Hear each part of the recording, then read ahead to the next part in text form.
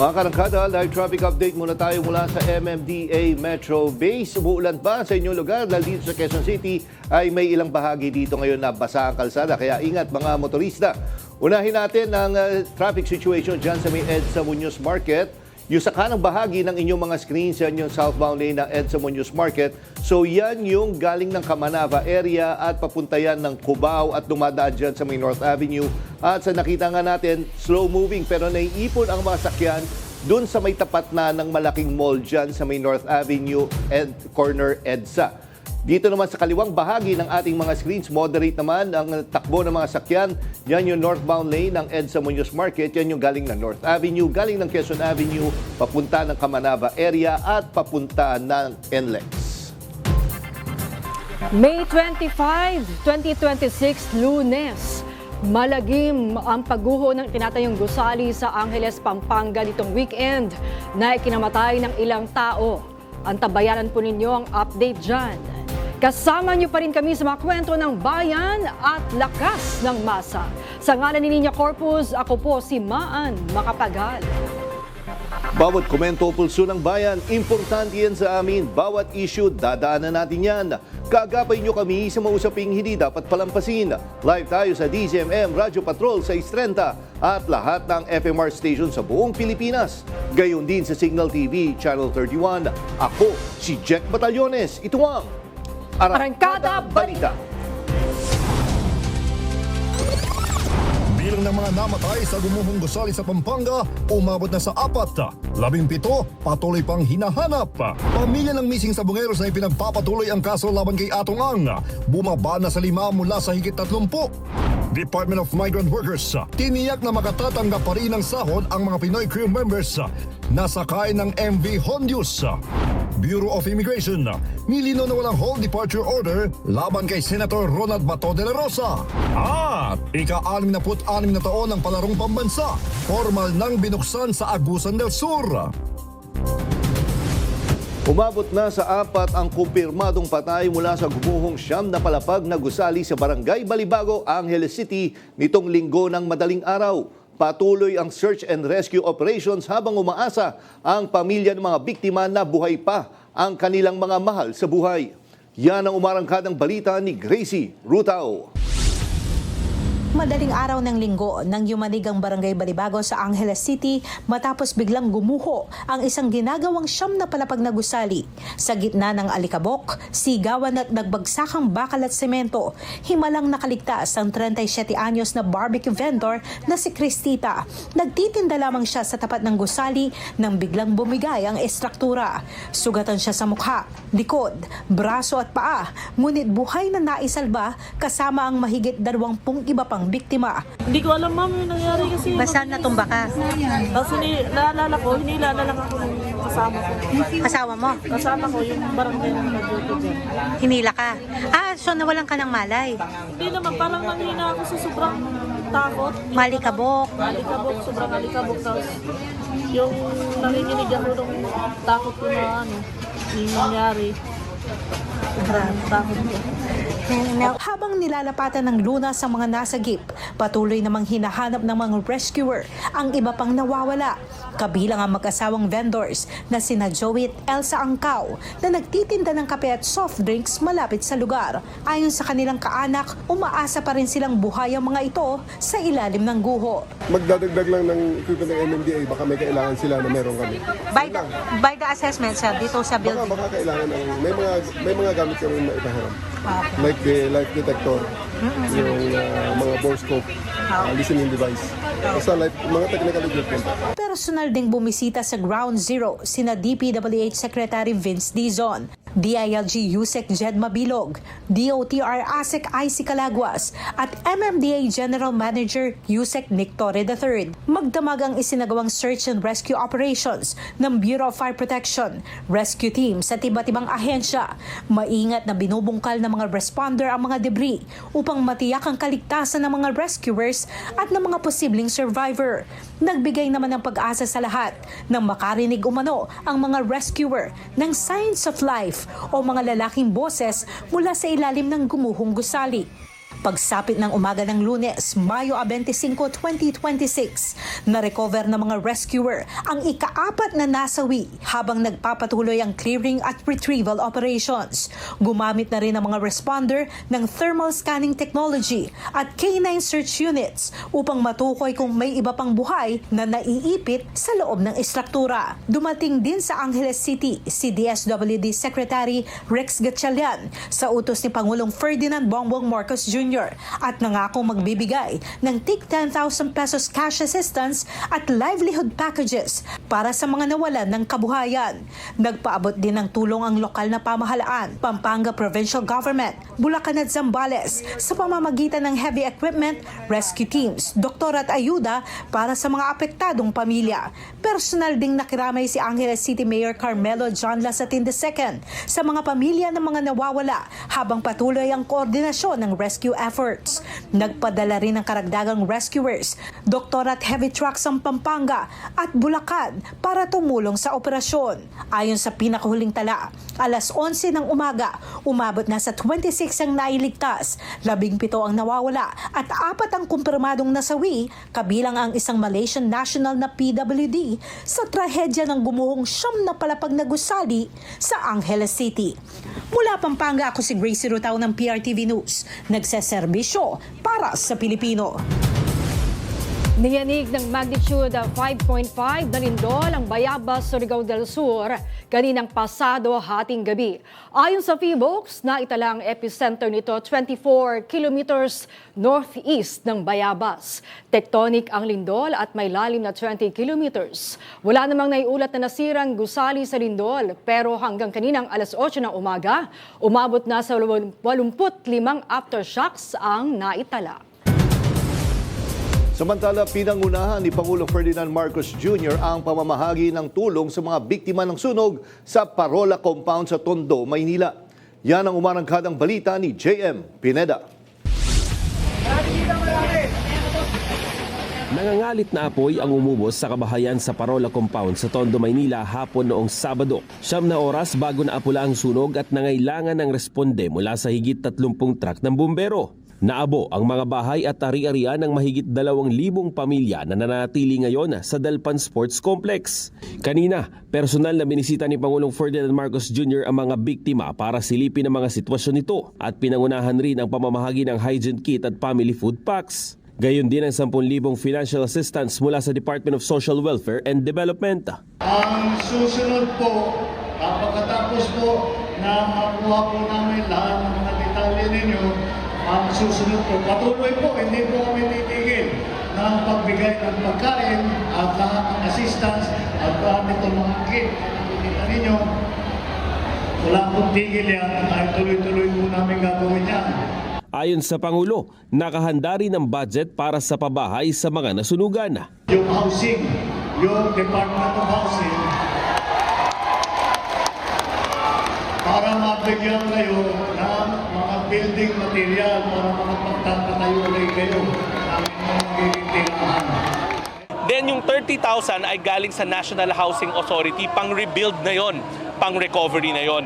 Nagbigay din ng dagdag na pinansyal na tulong ang pamahalaang lungsod ng Maynila. Papalo sa halos 50,000 pesos ang financial assistance na matatanggap ng bawat pamilya. Tiniyak naman ng Pangulo na walang maiiwan sa mga pamilyang natupok ang bahay.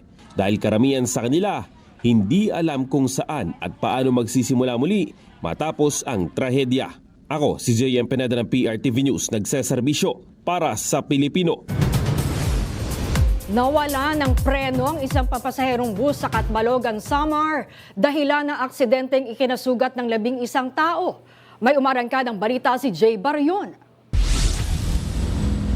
Sugatan ang 11 tao matapos maaksidente ang pampasahirong bus sa may bahaging kalsada ng Catbalogan proper sa Samar nitong Sabado, Mayo 23. Ayon sa Catbalogan City Police Station, bigla na lang nawala ng preno ang bus habang pababa sa gawing kalsada. Dahilan para magdire-diretso ito at araruhin ang mga sasakyan sa kilid ng kalsada hanggang sa tuluyang bumangga ito sa isang establishmento. Agad namang rumisponde ang mga otoridad at dinala ang mga biktima sa pinakamalapit na ospital sa lugar. Wala namang naitalang namatay sa aksidente. Kasiguhan ito, mga shuttle po, 11 po, injured.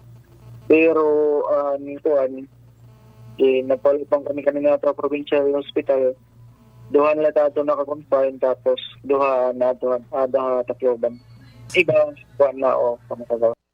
Naharap ngayon sa kasong reckless imprudence resulting in damage of property at physical injury ang driver ng bus. Samantala, nag-issue ng show cause order ang LTFRB laban sa kumpanya ng GM Liner para imbestigahan na muna ang insidente bago isyuhan ng preventive suspension. Issue na kami dito pan Saturday iton ko an show cause order gino-orderan namon hira pagka dia opisina first week of June. Tapos madepende kami iton the investigation liwat iton PNP kay iton PNP amo man gud ito terat magi-investigate. Ako si Jay Barion ng PRTV News, nagsiservisyo para sa Pilipino. Mula sa mahigit 35 pamilya ng mga nawawalang sabongero na lang ang nagpakita sa korte. Ayon sa mga pamilyang patuloy na lumalaban sa kaso, kinukumbinsi kasi ng kampo ni Atong Ang na umatras sa kaso ang ibang pamilya kapalit ng buwan ng sustento. Yan ang umarangkadang balita ni Willie Delgado Jr. Isang motu proprio investigation ang ikinasa ng National Police Commission matapos isiwalat ng ilang kaanak ng missing sabongeros ang panggagapang ng kampo nang nagtatagong si Atong Ang. Kapalit ng buwan ng sustentong 30 hanggang 40 mil. Hinihikayat daw sila na umatras sa kaso. Kaya ang resulta, mula sa dating mahigit 30, lilimang pamilya na lamang anila ang aktibong humaharap ngayon sa korte. Palibasa hirap sa buhay, salat sa buhay, iminumulat niya po sa karangyaan. Dinadala niya po kung saan-saan, pinagsuswimming niya po kung saan-saan. Kada 15:30 may swimming daw po sila. May gala, nagpupunta pa daw po sila ng Soler ba yun? Okada, natututok magkasino, lalabas na si AA, at pasasalamatan sila, doon daw po magbibigay ng malaking halaga. Sino si AA? Si Atong Ang po. Hinala ng mga natitirang kaanak ng missing sabongeros na ang mga bumaliktad na pamilya ang sila ding gagamitin kalaunan para iabsuelto si Atong Ang.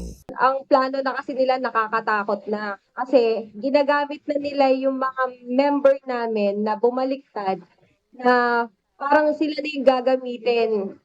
Gagamitin na sila para maging witnesses na tawag dito si Don pati Donga nang ituturo nila na mastermind. Nirelieve na sa pwesto sina Police Lieutenant na Dame Malang ng PNP Highway Patrol Group at Police Major Reynaldo Paniebe ng PNP Custodial Center. Ang dalawang pulis ang itinuturong nag-ayos para makausap ang mga nakakulong na pulis sa krame sa utos daw ni Atong Ang. Alam ko, medyo kapos, pero wag naman sana na kayong ganyan. Okay na sana tumanggap kayo, umattend kayo, pero hindi eh. Talagang sinisira nyo, talagang pinapahit natin yung kaso natin. Pero, namatayan din gano'n, di ba? Ba't naman kayo gano'n?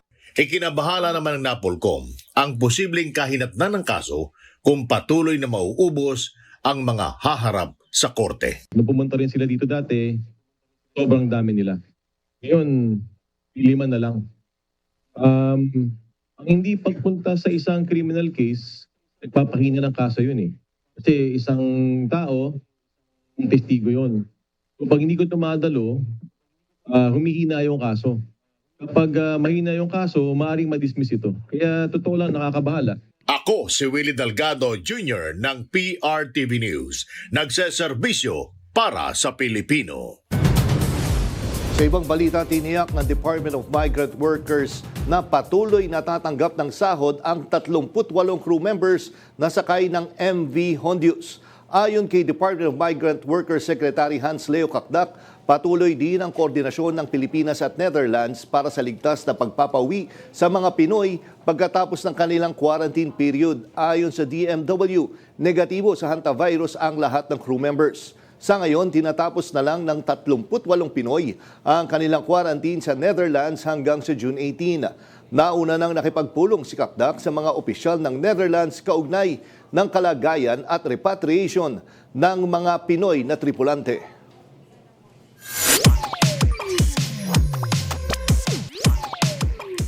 Balitang showbiz muna tayo mula sa ating beshi ng bayan, Jai Ho! Heto na nga ang latest na umarangkadang showbiz balita.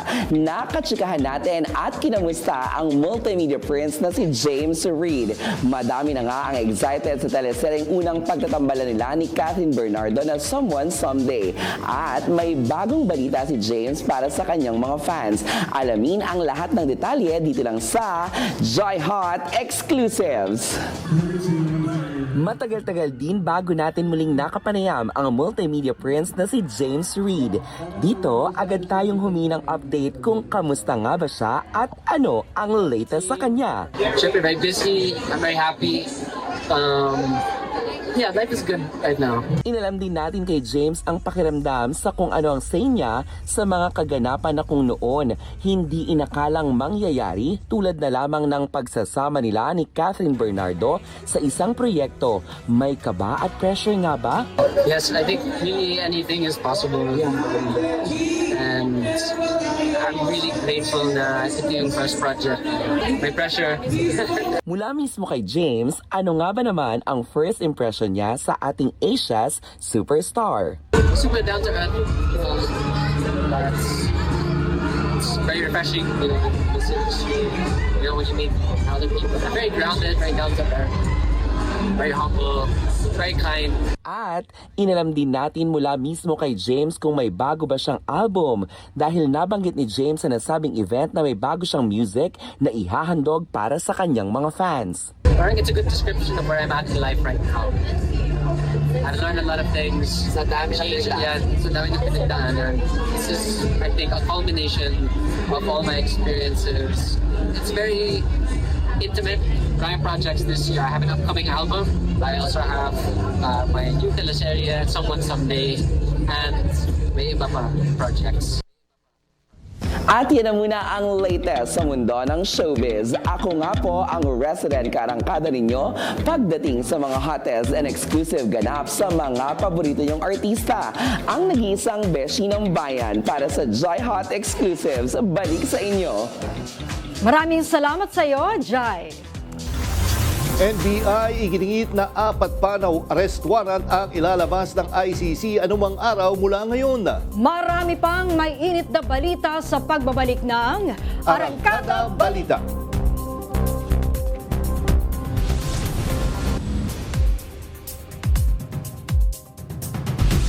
May 4 pang arrest warrant mula sa ICC ang lalabas anumang araw mula ngayon. Ayon kay NBI Director Melvin Matibag, ito ay para sa mga co-conspirator sa drug war ng nagdaang administrasyon. Yan ang marangkadang balita ni Justin Ignacio, exclusive. Parang 4 nga yata yan. 2 to 4 yata. Anytime soon. Habang patuloy ang paghahanap sa pugante na si Senator Ronald Bato de la Rosa, ibinunyag ng National Bureau of Investigation na may 4 na co-conspirators pa ang mai-issuehan ng ICC warrant. Ito ang kinumpirma ni NBI Director Attorney Melvin Matibag sa eksklusibong panayam ng PRTV News. Nahaharap sila sa kasong Crimes Against Humanity ni dating Pangulong Rodrigo Duterte sa ICC. Patuloy na pinaghahanap ng otoridad ang senador ngayon matapos itong makatakas mula sa Senado noong madaling araw ng May 14. Ayon kay Matibag, nandito pa rin naman sa Pilipinas ang senador. We have dedicated a team, actually teams to track Senator Bato. Kung saan po siya actually ang ginawa namin, backtrack namin from the time that he disappeared sa Senado noong early morning of May 14. Sa isang pulong balitaan sa Quezon City nito lamang Sabado, ibinahagi ni Matibag na major concern nila sa paghahanap kay De La Rosa ang pagiging dating hepe niya ng Philippine National Police. He knows how the law enforcement officers behave, kung paano siya itatrack or hahanapin. So, ang sa akin lang naman dito, eventually, the law will catch up with you and the law enforcers will get you kung saan ka man naroroon. Pagdating sa 4 alas, binatikos niya ang konsepto ng protective custody ng Senado kay De La Rosa. Pasalamat naman ako kasi consistent doon sa sinabi ng NBI. Correct. At lalaking usapan namin ni Senator Alan Peter Cayetano, Hindi kami Wala pa, papasok. Sek, wala pa. Hindi kami papasok sa grounds ng Senate. Usapang Ito naman lalaki. nangyayari. Usapang lalaki. At Oh. nasira lang dun sa usapang lalaki, dapat protective custody. Akala ko, Pagkakailangan na si Senator Bato, sila ang... Pero Paliwanag pa ni Matibag, yan mismo ang sinabi ni Senate President Alan Peter Cayetano sa kanya noong nag-usap sila noong May 11. Pero taliwas sa usapan ang nangyari. So ang nangyari, ganun, protective custody, bago na yung definition. Hindi pwedeng hulihin, pero pwedeng patakasin. Ayon kay Matibag, hindi dapat maging daan ng Senado upang pagtaguan ng isang pugante o maging sanhi ng pagkasira ng batas at kaayusan sa bansa. Ako, si Justin Ignacio ng PRTV News, nagseserbisyo para sa Pilipino. Hinikayat ni PNP Chief General Jose Melencio Nartates Jr. si Senator Ronald De La Rosa na irespeto ang batas. Ito'y sa harap ng arrest warrant laban sa kanya mula sa International Criminal Court. Nanawagan si Nartates na pairalin ni De La Rosa ang pagiging hepe ng dating hepe ng PNP. Umaasa si Nartates na ipapakita ng senador ang kanyang tungkulin bilang isang tagapagpatupad ng batas at makikipagtulungan sa proseso ng batas ng may dignidad. Nilinaw naman ng Bureau of Immigration na wala whole departure order laban kay De La Rosa, pero naglabas na ng lookout bulletin ang Department of Justice. Nauna nang sinabi ng NBI na itinuturing na armed and dangerous ang senador dahil sa kanyang background sa law enforcement. Pero kinontra ito ng kanyang mga abogado at sinabing wala itong batayan. Nasa Pilipinas pa si Senador Ronald De La Rosa ayon yan sa Bureau of Immigration. Ayon kay Immigration Spokesperson Dana Sandoval, walang anumang record silang nakikita na nakalabas na ng bansa si De La Rosa. Ang pahayag ng Immigration ay alinsunod sa isinasigawang manhunt laban sa mambabatas na nahaharap ngayon sa arrest warrant mula sa International Criminal Court. May kaugnayan nito sa crimes against humanity na kinakaharap din ni dating Pangulong Rodrigo Duterte, kung saan sinasabing isa sa co-conspirators si De La Rosa.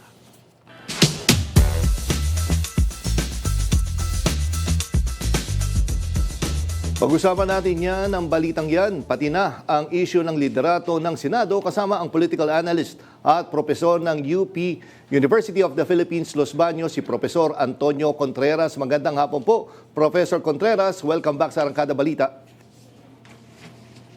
Prof? Professor? Professor? Professor Contreras? Okay, pinipilit nga natin makuha yung opinion ni Professor Contreras tungkol sa mga issue kasi alam naman natin na maraming nangyayari ngayon. Nandiyan na rin nga yung issue ng warrant of arrest laban kay Bato at ngayon nga yung nangyayaring kumbaga yung sabi kung magkakaroon ng Senate coup sa mga susunod na araw. Mamaya balikan natin si Professor Contreras. Samantala, magsisilbing litmus test sa demokrasya ng Pilipinas ang impeachment trial kay Vice President Sara Duterte. Sinabi ito ni House Prosecution Panel at Lanao del Sur Congressman Zia Alonto Adyong sa harap ng matinding political tensions sa nalalapit na paglilitis. Giit ni Adyong na harap si Duterte sa mga reklamong misuse of confidential funds, unexplained wealth, bribery at ang pagbabanta laban kina Pangulong Ferdinand R. Marcos Jr., First Lady Liza Marcos at dating Speaker Martin Romualdez. Ayon pa sa mambabatas, ang impeachment process ay magpapakita kung may constitutional accountability mechanisms na maaring kayanin ang political pressure, intimidation at partisan attacks. At marami nga nakatutok dito sa mga issue nga sa Senado. Nandiyan yung issue ng liderato. Kung magkakaroon ba ng palitan. Kumbaga every week na lang pinag-uusapan kung magkakaroon na naman ng palitan ng liderato at kung sino ang posibleng maging bagong Senate President. And of course, nandiyan pa rin yung issue nga nung arrest warrant ni Senator Ronald Bato de la Rosa. Makausap natin si Professor Contreras ng UPLB. Magandang hapon po, Professor Contreras. Welcome back sa Arangkada Balita. Magandang hapon din po. Yes, Professor. Unang-una, yung nangyari nga doon sa pagtakas, pagpuslit ni Senator De La Rosa. May pananagutan ba si Senator Robin Padilla? Kasi kung pagbabasihan natin yung nagdepensa ni Senator Padilla, sinasabi niya na sumabay lang daw sa kanya si Senator De La Rosa dahil wala daw sasakyan. Katanggap-tanggap pa ba yung ganitong klaseng rason? Sa tingin ko hindi. Kasi unang-una, alam naman niya na merong protective custody ang Senado. Bakit may protective custody? Ibig sabihin niya, nirecognize ng Senado na may standing arrest warrant bagamat kini-question nila. Kini-question nila ay talagang sila yung nangalaga. So, maging sumakay man lang, sumama man lang sa kanya, ang issue, pinasakay niya. Pinayagan niya. Kasi pwede may sabihin, pasensya na po, hindi ho pwede sapagkat kayo po ay nasa protective custody ng Senado. So the fact na sumama sa kanya at pinayagan niya ay accessory siya sa pagtakas. At tingin niyo ho ba si Senator Padilla lang yung may pananagutan dito? Kasi kung tutusin, bilang Senate President, sila yung nagbigay, si Senator Alan Peter Cayetano yung nagbigay ng protective custody. Dapat pag protective custody, dapat ma-assure mo sa NBI dahil sabi nga may usapan na hindi ito makakapuslit mula sa Senado. Sa tingin ko dapat imbestigahan ng Senado dito. Dapat imbestigahan sila ng isang ng masinsinan, tingnan ano nangyari. Hindi nila to pwedeng sabihin na meron silang legislative immunity tungkol dito. Kasi ito ay issue ng paglabag sa batas. At malinaw po, Professor Contreras, sa isang panayam, sinabi ni Senator Batol de la Rosa na talaga siyang pumunta doon ay para lang bumoto doon sa naging palitan ng liderato sa Senado. Ang mas importante kasi dito ay yung fact na nagresolusyon ang Senado na meron silang protective custody. Yun ay dapat pangatawanan nila. Ang protective custody, ikaw ang mananagot sa taong yan. Protekta, hindi lang yan sa pagkanlong Kasi ang tinitingin mo lang, kinakanlong mo siya. Pero andun din yung responsibilidad na kapag hiningi yung tao, ipipresent mo. Opo. O protektahan mo siya, pero at the same time, you're going to make him there. You're going to keep him there. And the fact that they failed, they have to be investigated.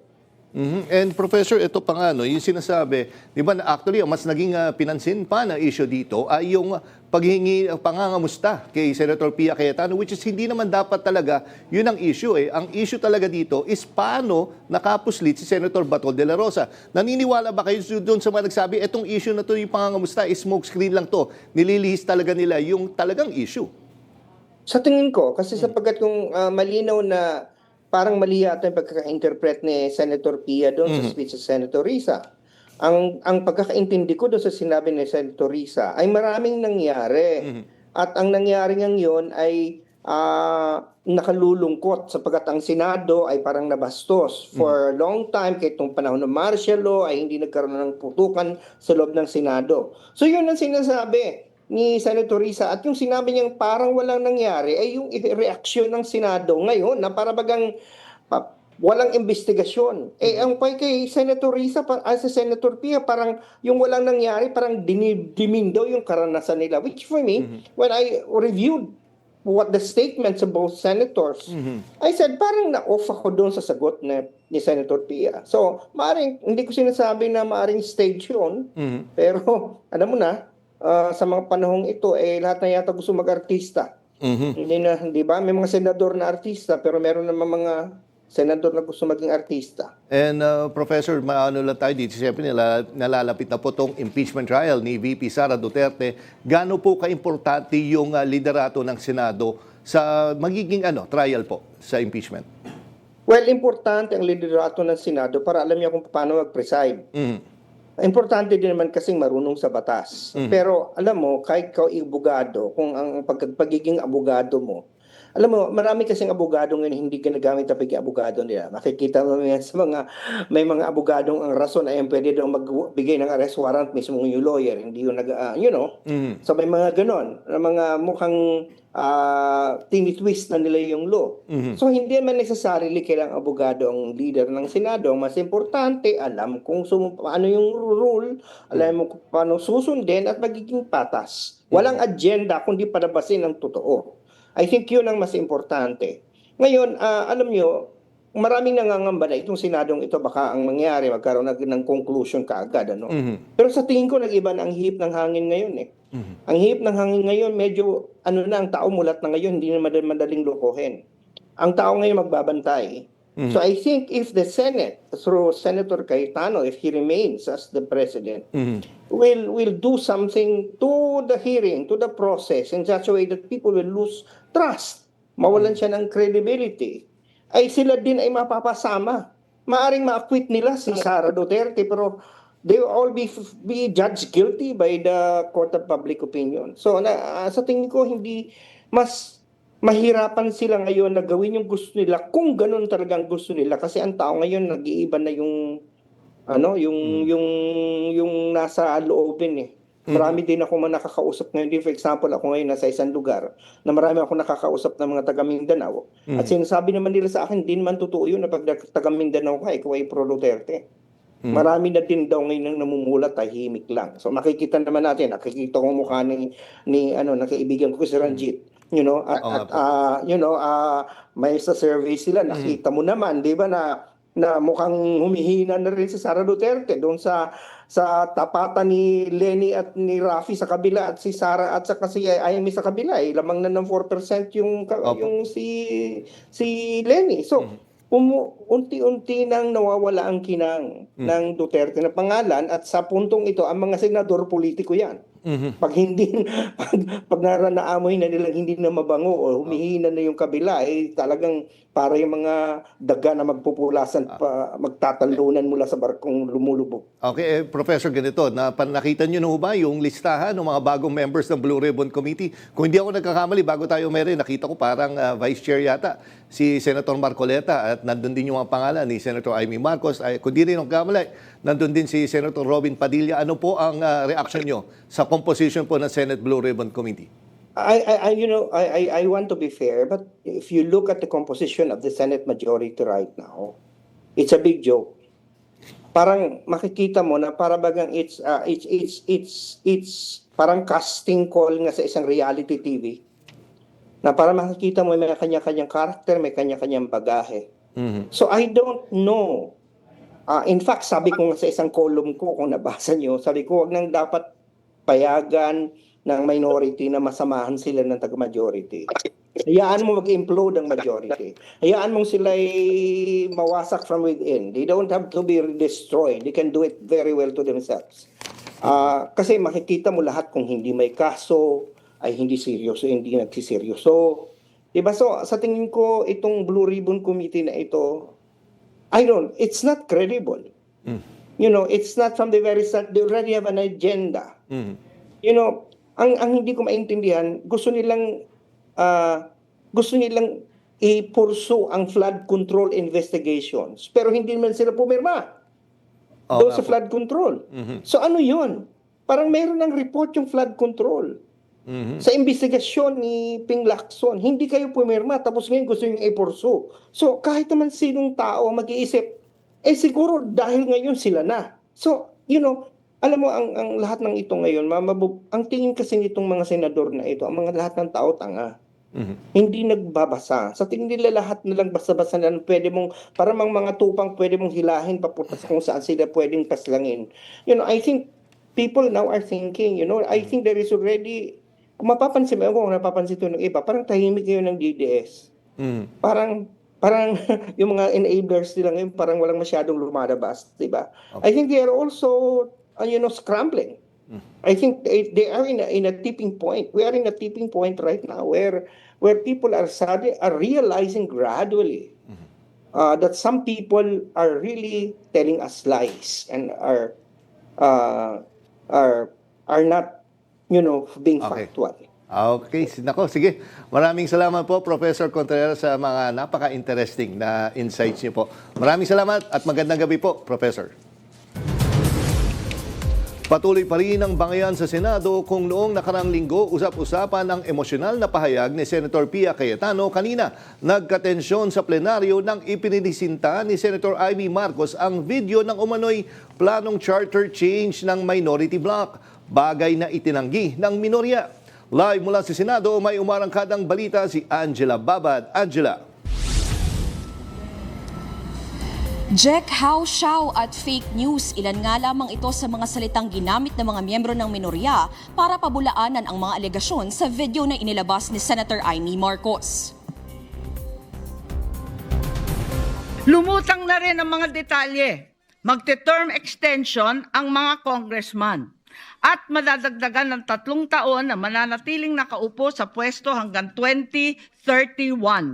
Ganon din, 2028. Ganon din ang mga senador, pati ang Pangulo, hanggang 2031 na raw.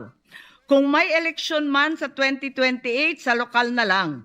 Kaya, Visayas o Mindanao ka man, suportado ng iglesia o hindi, walang problema dahil walang eleksyon. Charter change. Ayon kay Senator Amy Marcos, ito umano ang dahilan kung bakit nais ng Senate Minority Bloc ang muling pagpapalit liderato ng Senado. Agad naman itong itinanggi ng minorya. Hindi pa man natatapos ang presentasyon ni Senator Marcos, tinawag na agad ito na foul ni Senator Mig Zubiri, na agad namang nagmosyon na tanggalin sa record ng sesyon ang nasabing video. I move to strike the horrible propaganda video off the records of this great institution, Madam President. Sinigundahan ito sa pamamagitan ng mga mosyon ng halos lahat ng miyembro ng minorya maliban kay Senator Lito Lapid.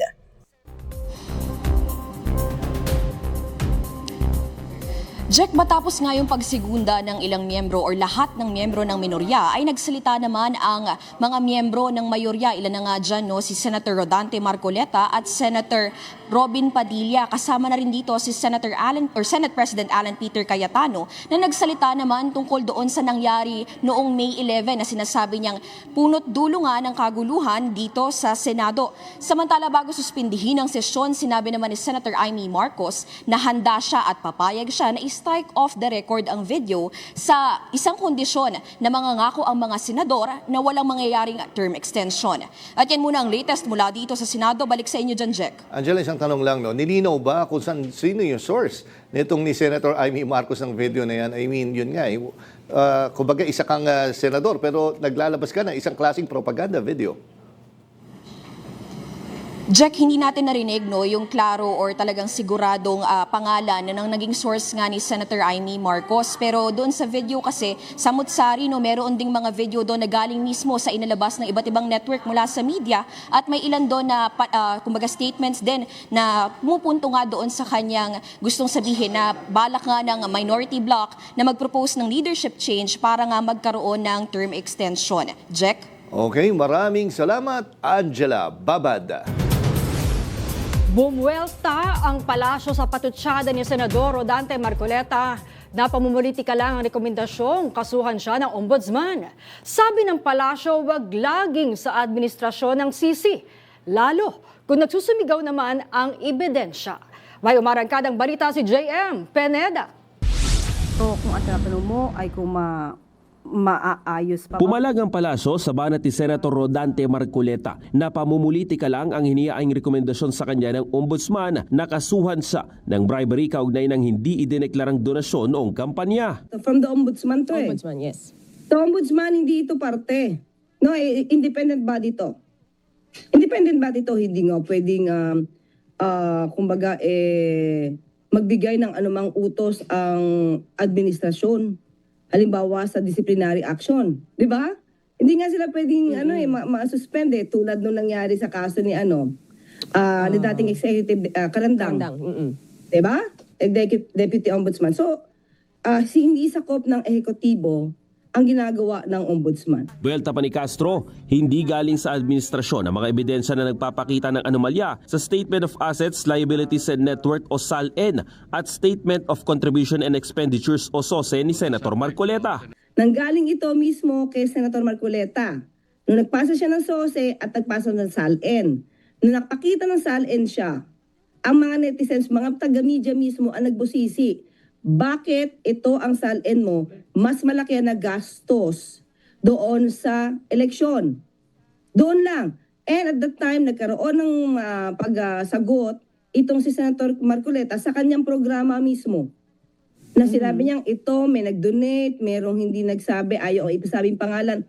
Lahat ng ito ay hindi galing sa administrasyon, hindi ito plantang ebidensya, hindi ito plantang intriga. Ayon pa kay Castro, mismong si Marcoleta pa umano ang nagbunyag na binigyan siya ng pondo ni Mike Defensor. Nasa ombudsman rin daw ang bola para sa investigasyon ng reklamong ito. Kaya wag daw ibuntun lagi ang sisi sa administrasyon dahil nagsusumigaw naman daw ang ebidensya. So kung papansinin niyo po, lahat na lang ng kaso na talaga namang may ebidensya at ngayon pag kayo isasampa ng kaso o irereklamo, ituturo niyo yung administrasyon na kayo'y gustong busalan.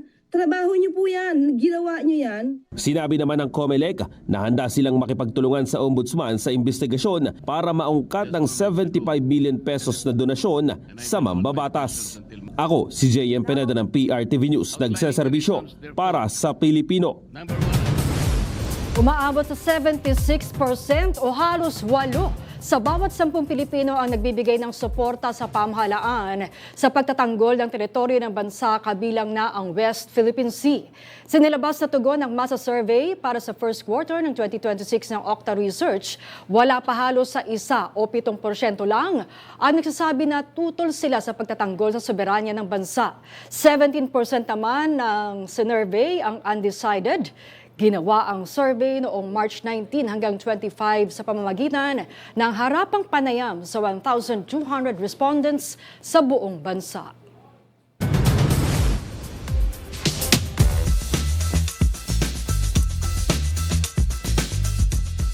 At kaugnay ng balitang yan, makausap natin ang presidente ng Octa Research na si Professor Ranjit Rai. Magandang gabi, Prof, at welcome back sa Arangkada Balita. Magandang gabi, man, at magandang gabi sa lahat na nanonood at nakikinig sa ating show. Yung breakdown po nito pagdating sa rehiyon, socio-economic status, yung pwedeng edad ng mga respondents, ano pong inyong analysis? Ito, ang pinaka-importanting finding sa ating mga nakikinig at nanonood na mga kababayan. Ang kababayan natin, talagang makabayan po. Kasi handa ang karamihan ng ating mga kababayan ipagtanggol ang ating soberanya at teritoryo. Kabilang na dyan, syempre ang ating mga interes sa West Philippine Sea. So 76% po yan. Napakataas po niyan. At ang survey na to ay kinumission po, hindi to non-commission. Kinumission to ng Armed Forces of the Philippines. Marami sila kinumission na tanong. Ito isa sa mga tanong para malaman kung magkaroon ng gera man o sakupin man tayo, may tangkang sakupin tayo, tutulong ba ang taong bayan sa armed forces? So kailangan maintindihan ng mga kababayan natin bakit ginawa yung survey. So ang pinaka-importanting finding dito ay malinaw na makabayan, patriotic ho yung mga kababayan natin. 76% ang handang suportahan ng gobyerno sa pagtatanggol ng ating teritoryo. Importante na importante ito dahil nagpapakita ito na ang issue ng West Philippine Sea, ang issue ng soberanya, ang issue ng teritoryo ay hindi lang diplomatic, national issue po siya. Importante siya sa ating mga kababayan. Okay, sa mga rehiyon, tama ba, Prof, na ang pinakamataas na lumalabas ay sa Mimaropa at pinakamababa naman na suporta ay sa Davao? Ano pong basa mo dito? Opo. Sa ngayon, yan ang lumalabas. Ang importante rin tingnan natin, across region siya, hindi siya pantay-pantay. May mga region na napakataas, gaya ng Mimaropa, pero may mga region na medyo mababa yung suporta. Yung disagreement mataas, gaya ng sa Davao region. No? Wala naman sigurong ibig sabihin to kasi iba-iba yung pananaw ng ating mga kababayan. Okay? Pero ang mas importante sa akin, hindi lang to mga mayayaman ang ganito ang pananaw. Pati ho Class E, Class D, napakataas ng sentimiento po. Okay? Lalo na Class D na bumubuo ng malaking bahagi ng ating populasyon, talagang napakalaki ho ng suporta dito sa kahandaan, willingness to fight for the country. Sa regional, yun nga sinasabi niyo, bagamat may strong national consensus, hindi ho uniform ang pagsuporta ho sa pagdepensa ng ating teritoryo, soberanya, at saka interest sa West Philippine Sea. No? May mga region na mas mataas ang support, may mga region na mas divided po. Siguro kailangan lang talagang malinawan yung mga kababayan natin tungkol sa importansya ng soberanya, na pagdepensa sa ating teritoryo, at ang mga interest natin sa West Philippine Sea. Sa Davao Region, alam mo, hindi naman monolithic yan, no? Hindi ibig sabihin ito na anti-country as ang region, gaya ng Davao. It reflects yun, different ways of understanding, no? Regional experiences, perceptions, lahat na perception ng risk. So, yun siguro, isang explanation ka, ba't siguro mas marami ang nagdi-disagree, no? Doon sa question. So, tanda natin yung question ho, nagtatanong tayo, no? Kung mahal ba natin ang ating bansa, okay? The question is, babasahin ko yung question, ha? I love my country, mahal ko ang aking bansa, at I'm committed to support the government in defending its territory and asserting its sovereign right, including over the West Philippine Sea. Ito, minimeasure nito, yung suporta natin mga kababayan sa issue ng pagdidepensa ng ating mga interest, ating teritoryo, at ating soberanya. Kasama na dyan yung interest natin sa West Philippine Sea. Okay, Prof, sinasabi niyo yung commitment. Committed up to what degree? Ano yung definition ng mga respondents sa sinasabing pagtatanggol? Nahimay niyo ba to o through military means ba ito? Diplomatic means? O yung voluntary Okay, meron tayong lalabas, ma'am. Maganda yung mga tanong mo, Mang Maan. May lalabas na naman tayong survey, no? Ipapa-approve lang natin sa Philippine Army naman, no? Sila ho yung nag-commission ng survey. Meron naman ibang survey ho, ilalabas rin ho nila yan. Kailangan lang ho ng authorization galing sa mga kasama natin sa gobyerno na nag-commission ng survey. Pero meron ho tayong tanong na ganyan. Etong simpleng tanong, willingness to fight. Ganyan rin ho lumabas, 7 out of 10 po. Ilalabas rin ho namin yung resulta na yan within this week or next. So, dalawang klaseng tanong. Isang tanong, I love my country. Am I committed to support government to defend? Tapos yung pangalawang taon, am I willing to fight? Yun talaga, mataas talaga yung ano. Ganun consistent ho. Ang ating mga kababayan, makabayan talaga, patriotic. Yung mga ating politiko, nag-aaway-away sa mga maliliit na bagay at hindi importanteng bagay. Iba sa kanila, hindi naintindihan, no? Yung issue sa West Philippine Sea at importansya nito. Pero sa ating mga everyday na mga Pilipino na kababayan, klaro sa kanila, importante ang West Philippine Sea, importante usapin ng soberanya, importante na protektahin natin ang teritoryo natin at handa silang lumaban, handa silang sumuporta sa gobyerno sa pagprotekta ng ating interest. Alright, alamin natin yung saloobin ng ating mga kababayan pa sa mga susunod na survey. Maraming salamat sa inyong oras. Professor Ranjit Ray, ang Pangulo po ng Octa Research. Maraming salamat. Samantala, itinulak ni House Speaker Bogie D ang mas malawak na proteksyon at suporta para sa mga nakatatandang Pilipino kasabay ng turnover ng mahigit 12 milyong lagda ng nagsusulong ng Universal Social Pension sa Kamara. Yan ang umarangkadang balita ni Mari Ocampo. Ang 12 milyong lagda para sa matatanda campaign ay isang malawakang signature campaign na layong mapabilis ang pagsasabatas ng Universal Social Pension Bill. At ngayong araw, mismong mga senior citizen ang nag-turnover sa Kamara ng mga lagda. Ayon kay House Speaker Bogie D, dapat palakasin ang suporta ng pamahalaan para sa mga senior citizen, kasabay ng paglalatag ng panukalang Universal Social Pension para sa lahat ng nakatatandang Pilipino.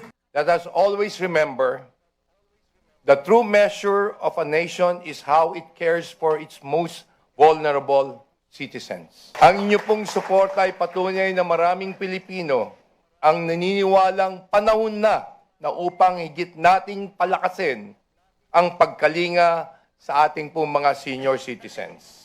Sa kasalukuyan, tanging mga indigent o mahihirap na senior citizens sa ilalim ng Social Pension for Indigent Senior Citizens Program ang tumatanggap ng 1,000 piso kada buwan. Ngunit ayon kay D, higit pa sa pinansyal na tulong ang layunin ng Universal Social Pension. It's about dignity, gratitude, and compassion.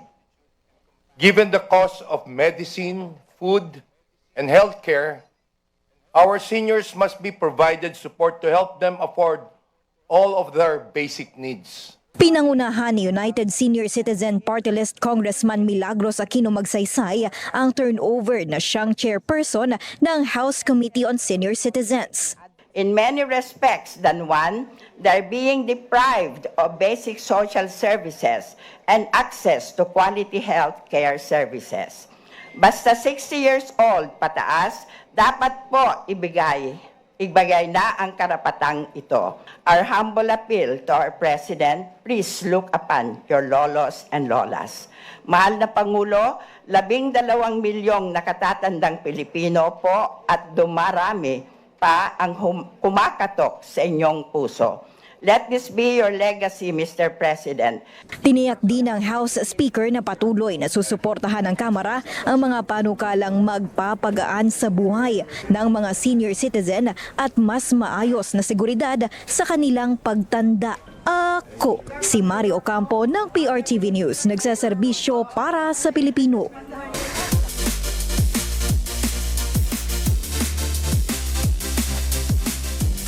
Formal nang binuksan ay ang ika-66 na taon ng palarong pambansa sa Agusan del Sur nitong linggo.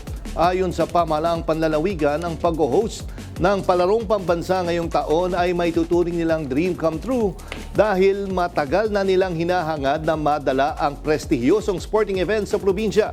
Libo-libong mga student-athlete mula sa iba't ibang bahagi ng bansa ang inaasahang lalahok sa palaro Tug-Agsur 2026. Tatakbo ang palarong pambansa mula May 24 hanggang May 31.